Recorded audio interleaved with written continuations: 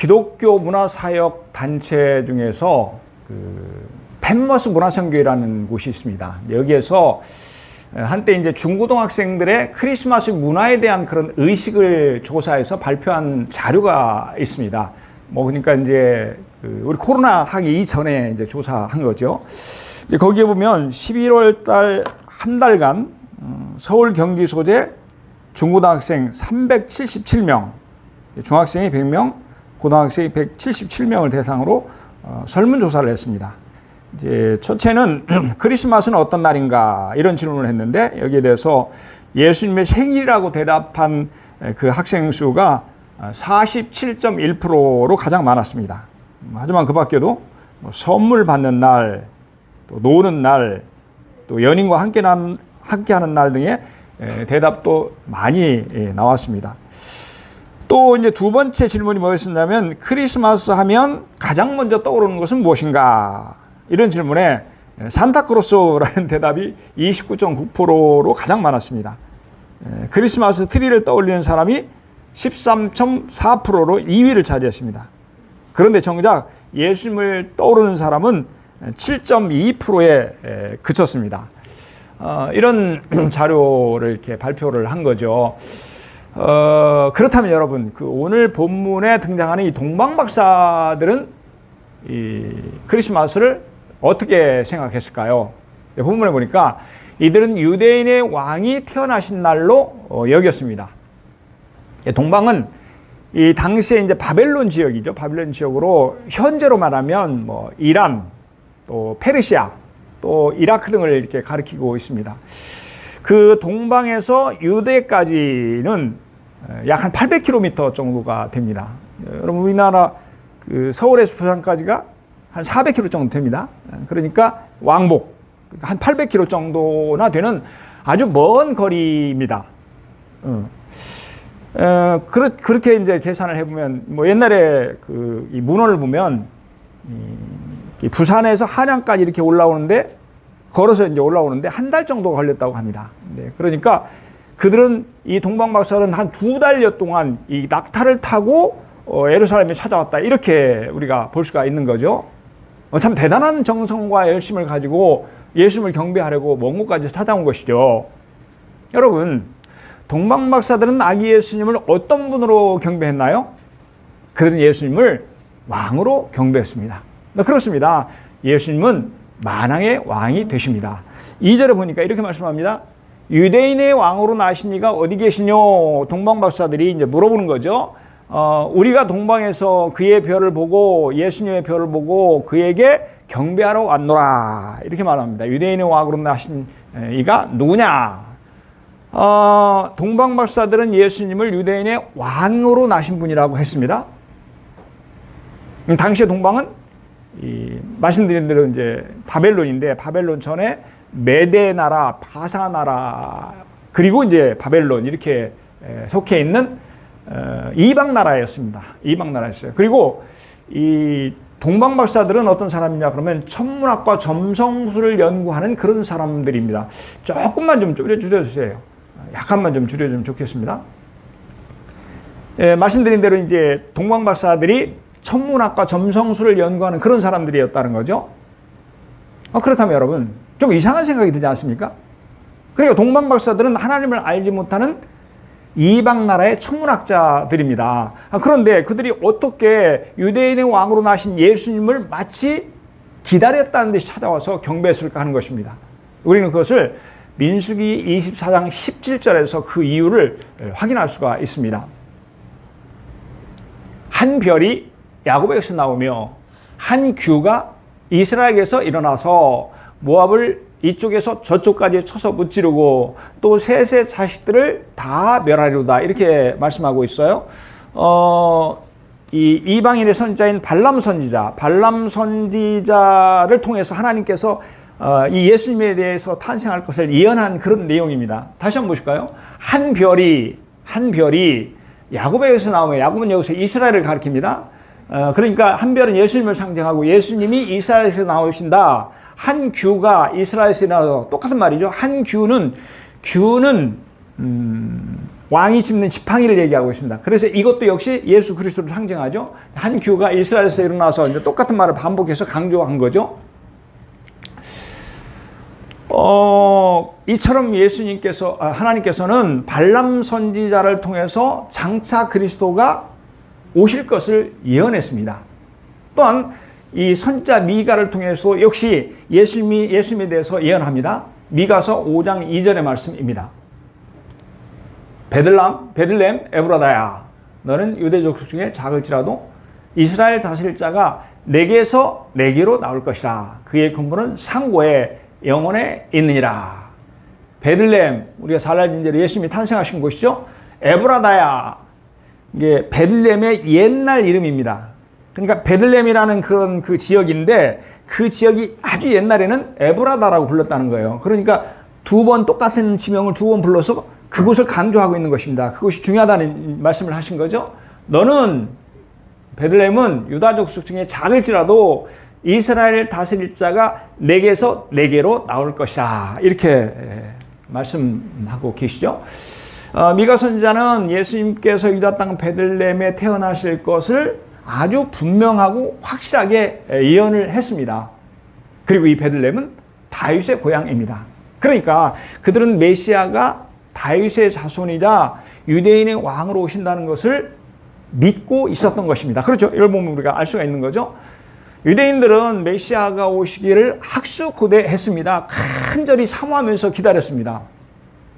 예수님이 왕으로 오신다는 것은 단지 왕으로서뿐만이 아니라 메시아, 즉 구세주, 인류를 구원한 왕이라는 그런 의미를 함께 담고 있습니다. 그러니까 유대인들은 왕이 되신 메시아를 기다리고 있었던 것입니다. 이런 이유 때문에 유대인들은 바벨론에서 70년간 포로 생활을 할 때에도 장차 한별이 나타나게 되면 이스라엘의 메시아가 오실 것을 믿고 그 메시아를 대망했던 것입니다. 간절히 사모하면서 기다렸던 것이죠. 그리고 그 사실은 틀림없이 바벨론 사람들에게도 알려졌을 것입니다. 왜 그럴까요? 이 나라는, 그러니까 바벨론이라는 나라는 그 나라에는 일찍이 포로로 끌려갔다가 그 나라의 총리가 된, 여러분 누굽니까? 다니엘이 있었습니다. 우리들 성경을 통해서 이 다니엘이 옛날 바벨론 나라의 포로로 끌려가서 거기에서 메데, 파사 시대에 계속 4명의 왕들 밑에서 총리로 있었다는 사실을 알고 있습니다. 대단한 거죠. 이스라엘 포로가 끌려가서 그 나라의 총리가 됐는데 이 총리가 4대 왕에 걸쳐서 계속 총리를 하고 있었던 것이죠. 그러니까 아마 그의 영향, 그 다니엘의 영향을 받은 박사들이 많이 있었을 것이다 하는 것을 우리는 추측할 수가 있습니다. 다니엘 2장 48절입니다. 왕이 이에 다니엘을 높여, 이 왕은 이제 바벨론 왕을 얘기하죠. 다니엘을 높여서 귀한 선물을 많이 주며 그를 세워 바벨론 온 지방을 다스리게 하며 다니엘을 세워서 바벨론 온 지방을 다스리겠다. 또 바벨론 모든 지혜자의 어른을 삼았으며, 이렇게 당시에 이 다니엘의 상황을 기록한 거죠. 이 바벨론 왕은 다니엘에게 바벨론 온 도를 다스리겠습니다. 또한 다니엘을 바벨론에 있는 모든 박사의 어른으로 삼았다고 합니다. 우두머리를 삼았다는 거죠. 그러니까 다니엘은 모든 박사들의 어른옷을 한 것입니다. 그래서 그들은 평소에 다니엘이 하는 말을 듣게 되었을 것입니다. 그렇겠죠? 다니엘을 통해서 그들은 메시아가 오신다는 것과 또한 메시아에 대한 성경의 예언의 말씀을 들어서 잘 알고 있었을 것입니다. 근데 그러던 어느 날 박사들은 특별한 별이 나타난 것을 발견하게 됩니다. 박사들이 저 별은 무슨 별일까 그렇게 생각했을 것이고, 왜냐하면 별을 연구하는 사람들이기 때문에 다니엘이 말했던 그 별이 바로 이 별이구나 하는 것과, 또 하나는 유대인의 왕이 나셨구나 하는 것을 그들은 성령의 감동으로 깨닫게 되었을 것입니다. 그래서 먼 길을 마다하지 않고 별의 인도를 따라서 800km나 되는 거리를 왔던 거죠. 또한 그래서 동방 박사들은 유대인의 왕으로 나신 이가 누구냐? 내가 경배하러 왔다고 그렇게 말한 것입니다. 그런데 이 말을 들은 헤롯 왕과 온 예루살렘 사람들은 소동을 벌였다고 기록하고 있습니다. 아니, 헤롯이 유대인의 왕인데 다른 왕이 났다니 무슨 소리야? 그러자 헤롯 왕은 즉시 제사장들과 백성들이 서기관을 불러 모읍니다. 그리고 그들에게 그리스도가 어디서 나느냐고 물었습니다. 뭐 잘 알려진 대로 서기관들이 어떤 사람입니까? 성경 박사들이에요. 성경을 잘 아는 사람들입니다. 그래서 서기관들은 미가 선지자가 예언한 대로 이루어진 것이라고 대답했던 것입니다. 바로 그것이 오늘 본문의 6절이죠. 우리 6절 말씀 다시 한번 같이 봉독하겠습니다. 천천히 시작. 또 유대 땅 베들레헴아 너는 유대 고을 중에서 가장 작지 아니하도다. 내게서 한 다스린 자가 나와서 내 백성 이스라엘의 목자가 되리라 하였음이라. 아멘. 아멘. 미가 선지자는 유대 베들레헴에서 한 다스릴 자가 나실 것이라고 했습니다. 그렇죠? 여기서 다스릴 자는 헬라 원어로 헤게오마이라는 이런 원어를 쓰고 있는데 인도하다, 또 이끌다, 지도하다 이런 뜻입니다. 이 단어는 국가 통치자에 대해서 사용이 되었습니다. 당시로 말하면 왕에 대해서 사용된 그런 단어라는 거죠. 사랑하는 여러분, 작은 고을 베들레헴에 나신 예수님은 바로 이스라엘 지도하실 왕이라는 말씀입니다. 다시 말해서 메시아, 그리스도가 나신다는 것입니다. 사실 베들레헴은 아주 작은 고을입니다. 그러니까 그렇게 위대한 인물이 태어날 거라고 기대할 수 없는 아주 보잘것없는 말입니다. 하지만 비록 작은 곳이었지만 그 중요성에 있어서는 결코 작지 않은 말입니다. 왜냐하면 바로 그곳에서 만왕의 왕이 되신 예수님이 태어나시기 때문에 그렇습니다. 여러분, 그 반기문 유엔 사무총장이 태어난 곳이 충북 음성이라는 이 산골짜기의 아주 작은 마을입니다. 그럼에도 지금 그곳은 유명한 곳이 되었습니다. 그래서 많은 사람들이 찾았다고 그래요. 왜 찾았습니까? 바로 그곳에서 전 세계의 대통령이라고 할 수 있는 이 반기문이라는 인물을 배출했기 때문에 그렇습니다. 베들레헴도 마찬가지입니다. 베들레헴에서 만왕의 왕이신 예수님이 탄생하신 것입니다. 여러분, 이 땅에 오신 예수님은 왕으로 오셨습니다. 예수님의 생애를 보면 그 시작이 유대인의 왕으로 소개되는 데서 출발을 합니다. 성경은 그렇게 소개합니다. 그리고 마지막 예수님이 십자가에 달려 돌아가실 때에도 그 십자가 위에 달려있는 죄패에는 유대인의 왕 예수라고 쓰여 있었습니다. 사람들이 그걸 보니까 마음에 안 드는 거예요. 그래서 빌라도에 가가지고 그렇게 쓰지 말고 자칭 유대인의 왕이라고 써주시오. 이렇게 요구를 합니다. 그럼에도 빌라도는 쓸 것을 써놓으라고 하면서 허락하지 않았습니다. 사랑하는 여러분, 예수님은 하나님이 세우신 왕이십니다. 온 세계 모든 인류의 왕이십니다. 그분은 만왕의 왕이 되십니다. 계시록 19장 16절에서는 이렇게 예수님에 대해서 예언을 했습니다. 그 옷과 그 다리에, 그 옷과 예수님의 옷과 예수님의 다리에 이름을 쓴 것이 있으니 만왕의 왕이요 만주의 주라 하였더라. 예. 그렇습니다. 예수님은 만왕의 왕이십니다. 또한 예수님은 동방박사들의 왕으로 오셨습니다. 동방박사들이 왕으로 오셨어요. 여러분, 이것은 뭘 상징합니까? 예수님은 유대인의 왕일 뿐만이 아니고 이방인의 왕으로도 오셨다는 것입니다. 그러므로 예수님은 온 인류를 죄에서 구원하는 하나님의 아들로서 모든 왕 중에 왕이 되십니다. 여러분, 아멘입니까? 모든 왕의 왕으로 오셔서 지금도 우리들 다스리시는 그 아기 예수님, 우리 함께 찬양하겠습니다. 우리 피아노 반주에 맞춰 찬양하겠습니다. 보혈 한 방, 거룩 한 방.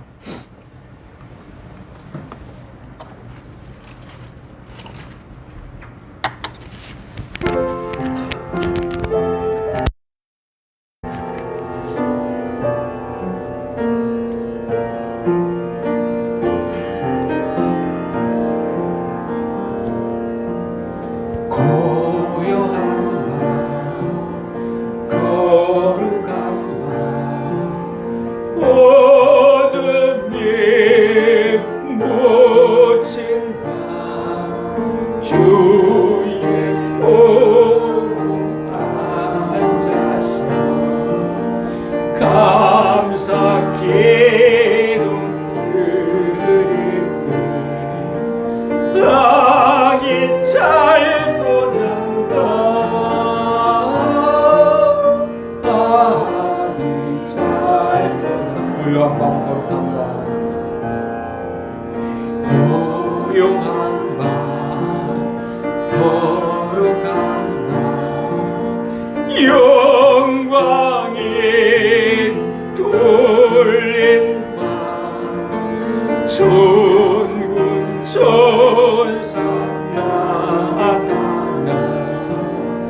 기쁜 노래 불렀네.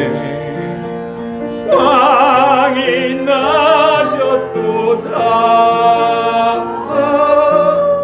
왕이 나셨도. 고요한 마음, 고요한 마음, 거룩한 마음. 동방의 박사들 표를 보고 찾아와 부러경배 드렸네. 왕이 나셨도다. 왕이 나셨도다. 고요한 마음, 고요한 마음, 거룩한 마음. 저 예수 나신다. 그의 얼굴 광채가 세상 빛이 되었네. 왕이 나셨도다. 왕이 나셨도다.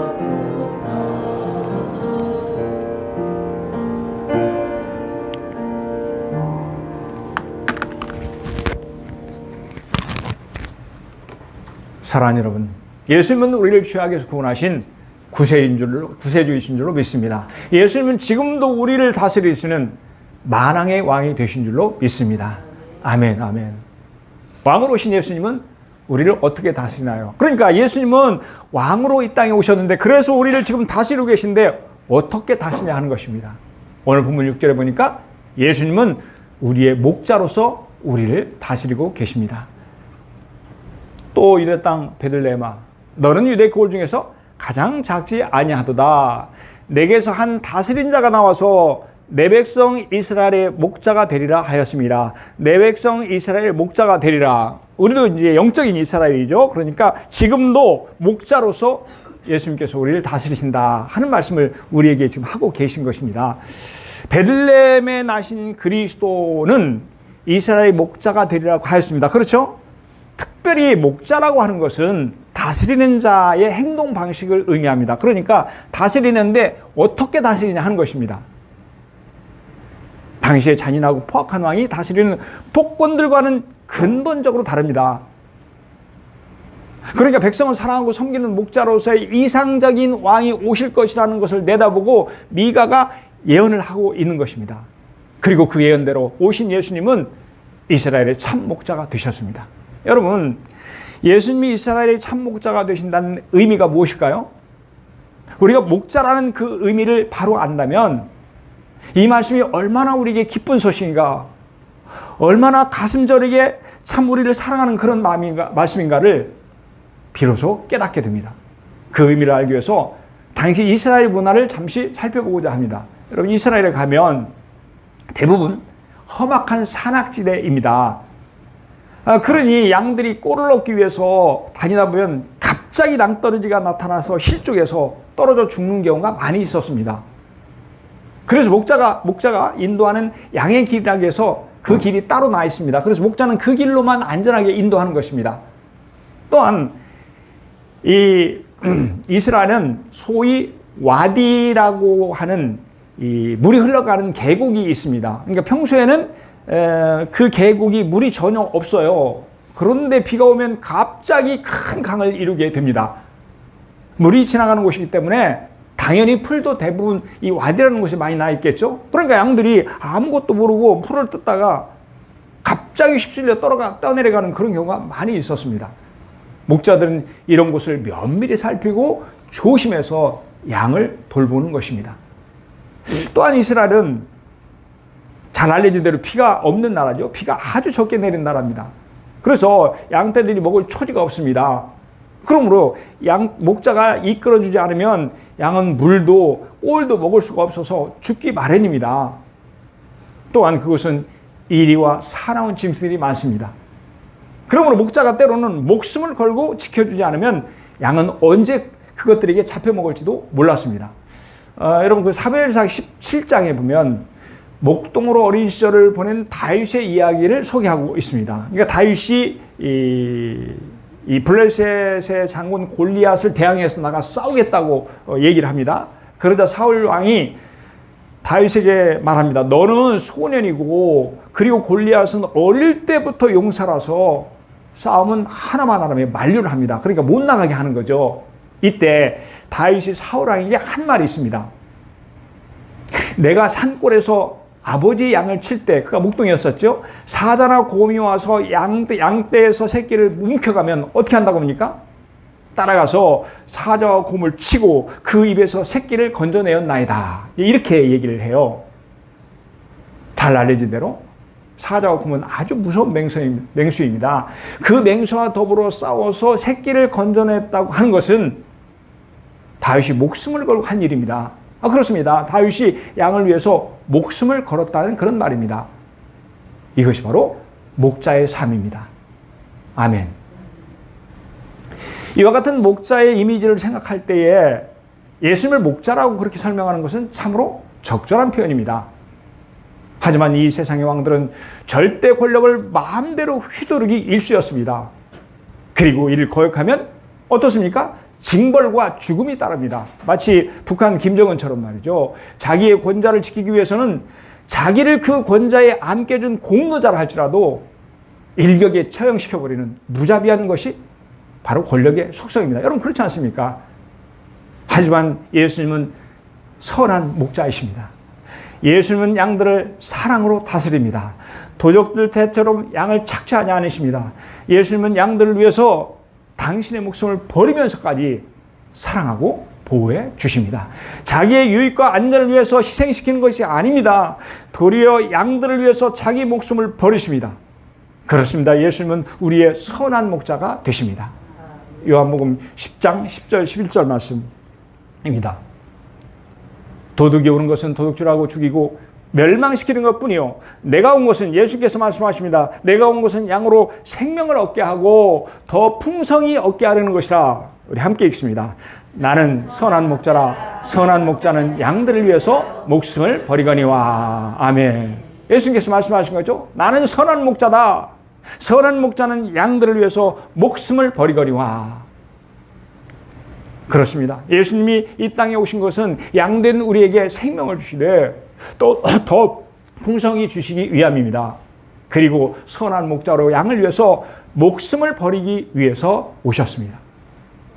그러므로 예수님은 우리를 선한 목자가 되시는 왕으로 다스리는 분이십니다. 그분은 목자가 양을 위해서 생명을 바치듯이 자신을 희생하여서 우리를 생명으로 인도해 주십니다.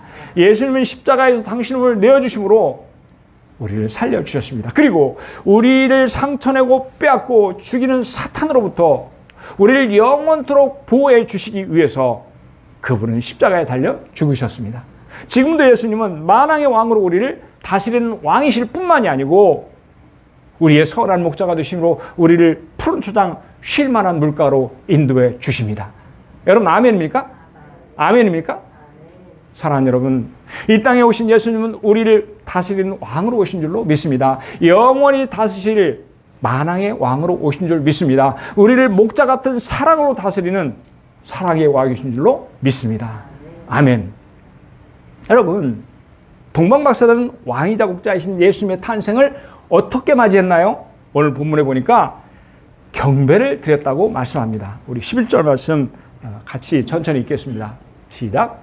집에 들어가 아기와 그의 어머니 마리아가 함께 있는 것을 보고 엎드려 아기께 경배하고 보배합을 열어 황금과 유압과 몰약을 예물로 드리니라. 아멘.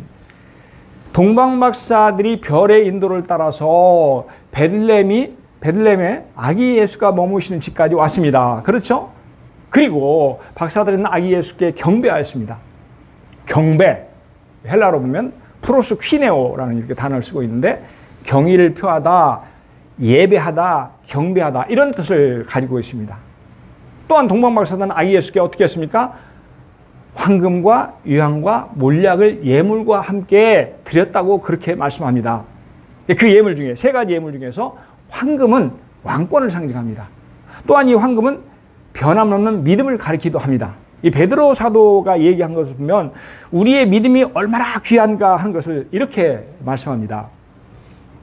너희의 믿음의 확실함은 불로 연단하여도 없어질 금보다 더 귀하여 예수 그리스도께서 나타나실 때 칭찬과 영광과 존귀를 얻게 할 것이라. 우리의 믿음이 귀하다고 그렇게 말씀하는 거죠. 여러분, 금은요 변하지 않는 것들의 상징입니다. 그렇죠? 이 금에 섞인 물질을 재련해서 정금을 만들었을 때 그 금은 최고의 가치가 있습니다. 하지만 어떤 시련에 와도 변치 않는 우리의 믿음은 그 정금보다 더 귀하다고 하는 것입니다. 그러므로 동방박사들인 황금은 왕이신 예수님을 경배함과 동시에 또 어떤 뜻을 가지고 있습니까? 불변의 믿음으로 경배했다는 것을 상징하고 있습니다. 사랑하는 여러분, 우리는 오늘 성탄절을 맞아 우리 인생의 왕으로 오신 예수님을 예물로만 경배할 뿐이 아니라 더욱 변치 않는 믿음으로 경배를 드려야 할 줄로 믿습니다. 그렇습니다. 왕이신 예수님을 바르게 보시는 사람은 우리의 최고의 귀한 것, 불변의 믿음으로 왕이신 예수님을 경배하며 섬기며 살아가는 이것이 성탄을 맞이하는 우리의 복된 자세인 줄로 믿습니다. 아멘. 말씀을 정리합니다. 이 땅에 오신 예수님은 우리의 왕이십니다. 우리를 영원히 다스려 주시는 만왕의 왕이신 줄로 믿습니다. 우리를 영원히 목자로 다스려 주는 영광의 왕인 줄로 믿습니다. 우리를 위해서 목숨까지 버려주신 사랑의 왕인 줄로 믿습니다. 아멘. 기도하겠습니다.